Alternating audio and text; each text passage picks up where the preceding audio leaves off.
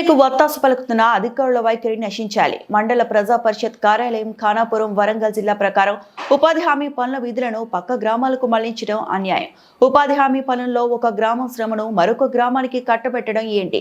Labour component కింద 60% 40 ప్రకారం material component ఏ గ్రామానికి వస్తుందో అదే గ్రామానికి కేటాయించాలి.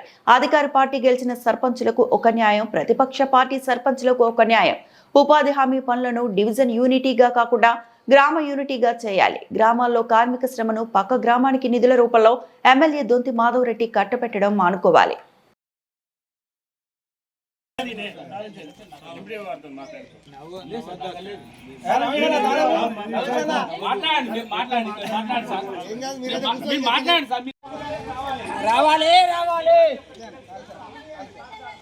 అధికారులు వచ్చేదాకా తాళాలు ఇచ్చి ఉండదు సార్. ఏదైనా ప్రజల కోసం సిద్ధమైన, ప్రజల కోసం గెలిచిన వాళ్ళ పనులు వాళ్ళకి రావాల్సిందే. అప్పటిదాకా పోరాడుతూనే ఉంటాం. గెలిచిందే ప్రజల కోసం. నిధులు వాళ్ళు ఎత్తుకపోతే మార్కెట్లో సార్ పక్క ఊరికి ఎమ్మెల్యే ఎత్తుకపోమని చెప్పిండే సార్. చట్టవిరుద్ధం సార్, ఇది చట్టవిరుద్ధంగా వ్యవహరిస్తుండే ఎమ్మెల్యే గారు. ఇక్కడ మా ఊరు శ్రమను, మాది మేజర్ గ్రామ పంచాయతీ, మాకు వచ్చే నిధులను పక్క ఊరికి కేటాయించడం ఇంతవరకు సమయం చేస్తాం. మా ఊరు నిధులు మాకు రావాల్సిందే, ఇవ్వాల్సిందే. అప్పటిదాకా అధికారులు ఆ కార్యాలయం ముట్టడిస్తూ ఉంటే 5 రోజుల నుంచి కలెక్టర్ గారి చుట్టూ, పీడీ గారి చుట్టూ, అందరి చుట్టూ తిరుగుతున్నా కూడా మాకు నిధులు మాకు ఇవ్వడం లేదు. ఇది ఎంతవరకు సమంజసం?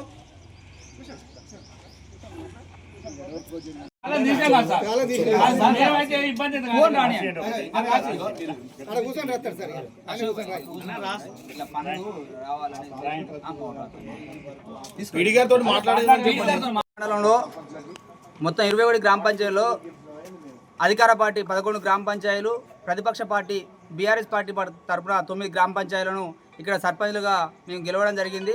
కానీ ఇందులో ఉపాధి హామీ నిధుల్లో ఎమ్మెల్యే గారు పక్షపాతంగా వ్యవహరించి మాకు రావాల్సిన నిధులను, మా యొక్క శ్రమ దోపిడీని పక్క గ్రామాలకు, వారు ఎక్కడైతే అధికార పార్టీ సర్పంచ్ గెలిచినారో ఆ గ్రామాలకు కేటాయించి మా యొక్క గ్రామ ప్రజల శ్రమ దోపిడీని పక్క ఊరికి కట్టబెట్టడం సమంజసం కాదు.